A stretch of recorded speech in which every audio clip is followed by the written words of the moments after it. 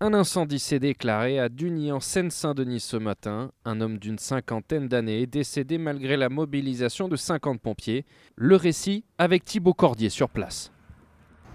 C'est un véritable drame qui s'est déroulé ici ce matin à Dugny en Seine-Saint-Denis lorsque dans l'immeuble derrière moi, vous pouvez le voir, au deuxième étage, un incendie s'est déclaré vers 6h40 au deuxième étage de cet immeuble. Dans l'appartement, une famille de 6 personnes, 5 d'entre elles ont réussi à s'extirper des flammes, à s'enfuir de l'immeuble. Malheureusement, le père de famille, lui, n'a pas eu cette chance, il est décédé dans son lit. Mais pour l'instant, je n'ai pas plus d'informations sur les causes réelles de sa mort. Ce que je peux vous dire par contre, c'est que le reste de la famille a été secouru par la voisine du dessous, du premier étage, qui les a fait passer sur son balcon. La maman et plusieurs de ses enfants, sauf une des petites filles.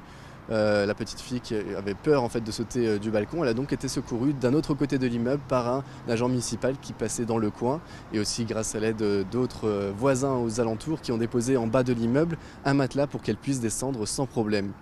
La petite fille a ensuite été prise en charge par l'agent municipal qui l'a mis dans sa voiture pour qu'elle puisse se réchauffer.